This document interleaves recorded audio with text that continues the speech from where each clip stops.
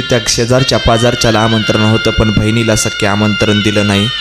ऐकतायत तुम्ही? ज्या बहिणीनं भावाचा संसार सुखात व्हावा याकरता गरिबीचा संसार स्वीकारला, त्या बहिणीला आमंत्रण दिलं नाही. बहिणीला वाईट वाटलं, पण गावातल्या सरपंचाला माहिती होतं ह्या दोघांचं बहीण भावाचं जमत नाही.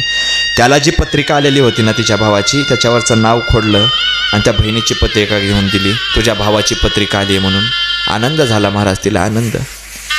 माझ्या भावाची पत्रिका आली. नवऱ्याला दाखवली, बघा माझ्या भावाने पत्रिका पाठवली.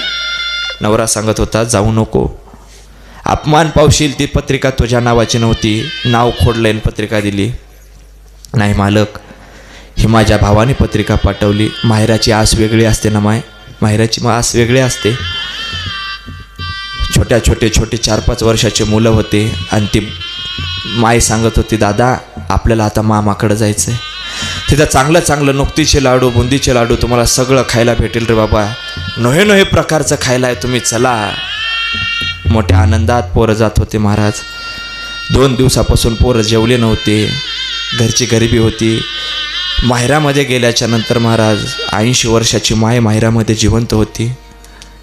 80 वर्षाच्या माईनं मुलीला पाहिलं, मुलीला पाहिल्याच्या नंतर कडकडून अशी मिठी मारली आणि तेवढ्यात भावाने त्या बहिणीला पाहिलं. तळपायाची आग मस्तकाला गेली. बहिणीला खड गेला आणि सांगितलं, या ठिकाणी कशाला आली आहेस? तुला बोलवलं नव्हतं मी या ठिकाणी, कशासाठी आली आहेस तू या ठिकाणी? दंडाला धरलं महाराज, दंडाला, आणि ओढत बंगल्याच्या बाहेर आणून उभा केलं. का?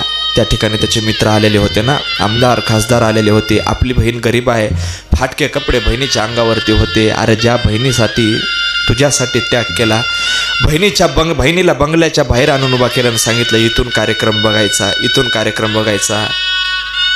दिवसभर बहीण उन्हामध्ये तळपळी बाहेर, बहीण थांबलेली होती महाराज, दिवसभर बाहेर थांबली. सगळे पाहुणे रावळे जेवळे सगळे निघून गेले. 5-5 वर्षाचे चिमुकले लेकर आईला विचारत होते, आई तू तर सांगितलं होतं मामाच्या घरी खूप खायला आहे, कधी देणार आहे का मामा आपल्याला खायला, कधी देणार आहे, भूक लागली का आई? काय सांगणार महाराज ती लेकराला. सगळे पाहुणे रावळे जेवले आणि जेवल्याच्या नंतर भाऊजाई आलीनं सांगितलं, ताई चला आतमध्ये घरात जेवायला. बहिणीनं हात जोडले सांगितलं, ताई नको आहेत, मोठ्याच्या घरचं जेवायला नको आम्हाला, तुम्ही मोठे माणसं आहात ताई, मोठ्याच्या घरचं नको जेवायला. पण ताई मी ठामपणे विश्वास सांगते तुम्हाला, आज तुमचा बंगला आहे ना, त्या बंगला मला नसला तरी चालला असता, पण माझ्या बापाची झोपडी जर या ठिकाणी असती तर मी हक्कानं माझ्या बापाच्या झोपडीमध्ये गेले असते ताई. माझा बाप जोपर्यंत होता, माझी माय माहेरामध्ये जोपर्यंत जिवंत होती ना, तोपर्यंत माझं माहेर शिल्लक होतं ताई. आता माझं माहेर शिल्लक राहिलं नाही, नको आहे तुमचं जेवण आम्हाला. उपवाशी पोटी 2 लेकरं 2 निघून गेली महाराज, गावाला निघून गेली. आणि निघून गेल्याच्या नंतर जिद्दीवरती 2 मुलं शिकवले, 2 मुलं. दोन्ही पोरं कलेक्टर झाले, IPS अधिकारी झाले. दोन्ही पोरं कलेक्टर झाल्याच्या नंतर मग भावानी फोन लावला भावानी आणि सांगितलं, ताई आता तू घरी जेवायला ये. पोरं अधिकारी झाल्याच्या नंतर मागं पोलिसाच्या गाड्या होत्या, पुढं पोलिसाच्या गाड्या होत्या. 2 ताफा असा जेवायला निघाले. भावाच्या घरामध्ये गेली महाराज, जेवायला गेली. आणि जेवायला गेल्याच्या नंतर असं ताट वाढलेलं होतं, ताट जेवायला बसली बहीण. 2 भाचे ते जेवायला बसलेले होते. आणि जेवाय बसल्याच्या नंतर त्या बहिणीने सांगितलं, दादा घरामधून 1 ताट आण. रिकामं ताट आणलं. रिकामं ताट आणल्याच्या नंतर अंगावरती 2 किलो सोनं होतं त्या बाईच्या. 2 किलो सोनं, ऐकताय तुम्ही? 2 किलो सोनं होतं. गळ्यातलं सगळं सोनं काढलं, बंद करते. गळ्यातलं सगळं सोनं काढलं आणि त्या ताटामध्ये त्या बाईनं ठेवलं. त्या बहिणीने ताटामध्ये ठेवलं आणि ताटामध्ये ठेवल्याच्या नंतर त्या बहिणीने एकच वाक्य सांगितलं, दादा आज 10 वर्षापूर्वी मी तुझ्या दारामध्ये जेवायला आले होते.